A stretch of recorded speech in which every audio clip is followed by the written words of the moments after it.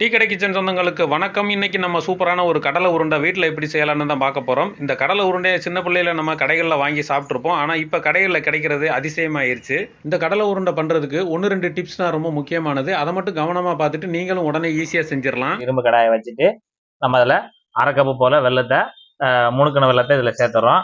ஒரு 1/4 கப் மட்டும் தண்ணி சேர்த்துருக்கோங்க, போதும்.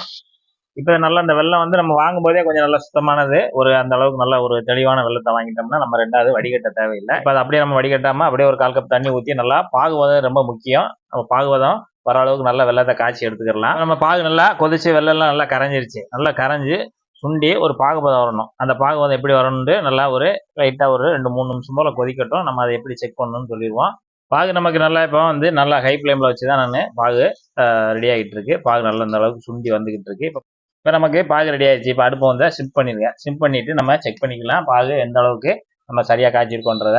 இப்போ லைட்டாக அந்த மாதிரி கிண்டி விட்டுட்டு அதை கொஞ்சமாக எடுத்து தண்ணி பக்கத்தில் இப்படி வச்சுக்கோங்க. இப்போ நம்ம வந்து இந்த மாதிரி தண்ணியில் போட்டு பார்க்கும்போது இந்த பாகு வந்து நல்லா அப்படி எடுக்கும்போதே நமக்கு நல்லா இந்த மாதிரி கம்பி மாதிரி வரும். கம்பி மாதிரி வந்து இப்போ நமக்கு இப்படி ஒடிக்கும் போது சடக்கு நல்லா ஒடிஞ்சிரும், இல்லைன்னா அந்த மாதிரி வளைஞ்சு வரும். இந்த ஸ்டேஜில் நமக்கு சரியான பதம் இருக்கும். இதை வந்து நம்ம ஸ்டவ் ஆஃப் பண்ணிடலாம். இந்த இடத்துல ஸ்டவ் ஆஃப் பண்ணிவிட்டு ஏலக்காய் பொடி ஒரு 1/4 டீஸ்பூன் போல் ஏலக்காய் தூள் அதை நம்ம அப்படியே உள்ளே சேர்த்துட்டு நல்லா கலந்து விட்ருங்க. லைட்டாக ஒரு பிஞ்சு மட்டும் உப்பு, தூள் உப்பு அதை லைட்டாக சேர்த்துட்டு அதையும் நல்லா கலந்து விட்ருங்க.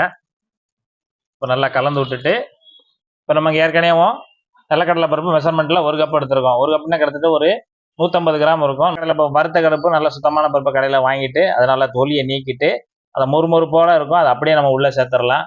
அதை நம்ம இந்த பாகில் அந்த ஸ்டவ் ஆஃப் பண்ணிவிட்டு கிண்டிக்கிட்டே இந்த பாகில் போட்டு நம்ம கிண்டி எடுத்துக்கிடலாம்.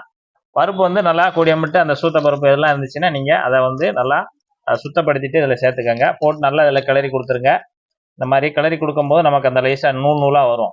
இந்த அளவுக்கு நூலாக வந்தால் தான் நம்ம பாவு பதம் வந்து சரியாக இருக்குன்னு அர்த்தம். இப்போ வந்து அந்த கடலை உருண்டையில் ஒட்டணும், அவ்வளோதான்.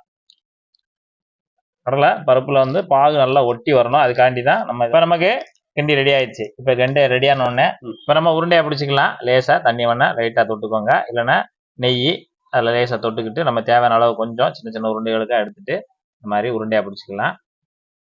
அந்த லைட்டாக அந்த வெதுவெதுப்பான சூடு இருக்கும்போதே நம்ம உருண்டை பிடிச்சிடணும், இல்லைன்னா நமக்கு செட் ஆயிரும். அப்புறம் நம்ம பிச்சு தான் திங்கணும். இந்த அளவுக்கு நல்லா உருண்டைகளை உருட்டி தனியாக எடுத்து வச்சிடலாம். அவ்வளோதான்.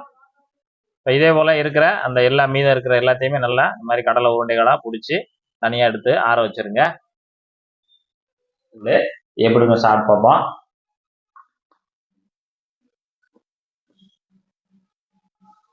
நம்ம கடலை உருண்டை சூப்பராக தயாராகிடுச்சு. நல்லா மொறுன்னு போட்ட உடனே சாப்பிட்டோம்னா சொதுக்குன்னு இருக்கும். நல்லா ஆறின பிறகு சாப்பிட்டோம்னா நல்லா பொறுன்னு இருக்கும். இந்த மாதிரி இதே போல் நீங்கள் ஒரு சூப்பரான கடலை உருண்டை எளிமையான முறையில் போட்டு நல்லா ஸ்டாக் வச்சு நல்லா சாப்பிடுங்க. அருமையாக இருக்குது. இதே போல் செஞ்சு பார்த்துட்டு எப்படி வந்ததுன்றதில் கமெண்ட்ல சொல்லுங்கள். நன்றி, வணக்கம்.